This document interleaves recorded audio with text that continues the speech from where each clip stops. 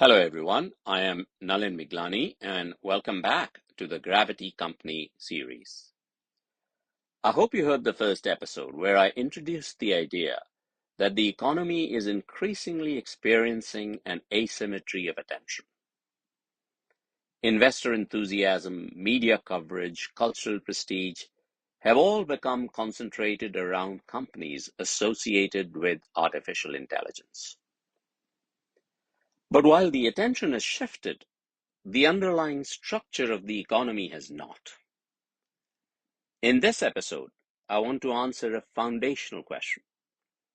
What exactly are gravity companies? To answer that question, let us first simplify the entire universe of companies. At the highest level, companies either serve individual consumers, B2C, or individual businesses, B2B. And they do so by providing physical products, physical goods, or services. If they provide services, they usually do so either through software or labor. When companies provide software to consumers, that software is mainly directed towards helping consumers either consume better, like in an Amazon marketplace, or invest, like on a trading platform. When companies provide labor to consumers, they generally do it either on-site, like a plumber or a nurse, or off-site, like a tax preparer.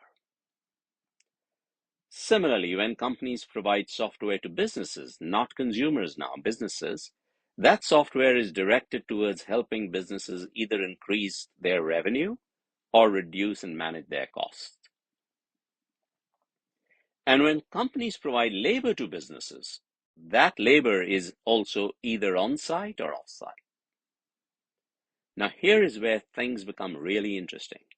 And by the way, if you want to look at this categorization of companies in an infographic, it is available on my Substack. But back to the interesting part of the podcast. When we look at which categories of companies are most vulnerable to disruption from AI, a revealing pattern emerges.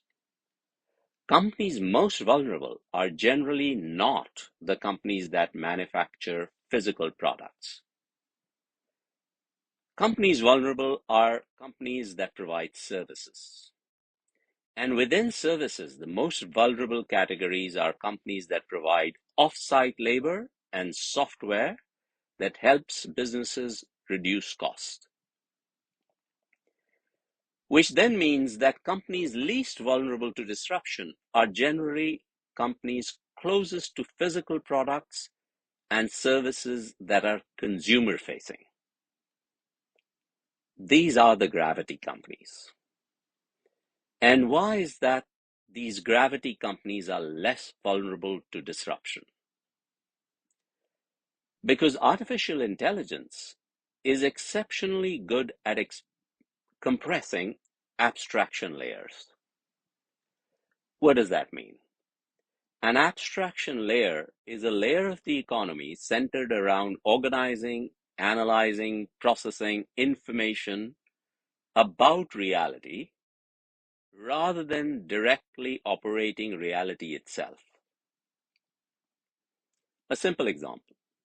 As I walk to Penn Station at 9 a.m. on a Monday morning, thousands of people, thousands, are moving through Midtown Manhattan carrying coffee cups, laptops, backpacks on their way to offices, trading floors, conference rooms, cubicles. Each person is an individual, real people doing real things. But almost everything about and around them can also be converted into information. I don't have to walk on that road to see all these people to know the employment rates of the economy, market shares of the coffee brands in their hands, office vacancy rates of the offices they're going to, the buildings they're going to. All of this can be aggregated into percentages, models, dashboards, spreadsheets, and charts. Companies that help organize, analyze, distribute this information are operating in the abstraction layer of the economy. But companies that manufacture the coffee, the iPhones, the crisp shirts worn by these hustling people, or companies that manage their money or build the buildings to where they are going, are much closer to physical and economic consequence. These companies are further away from abstraction. These companies construct reality. And that distinction matters enormously because much of the AI narrative assumes that companies outside the AI spotlight are vulnerable to displacement. But actually, many gravity companies may become the greatest beneficiaries of the AI era. They will benefit from improved consumer research, smarter supply chains, more intelligent manufacturing. And improving a company is very different from replacing a company.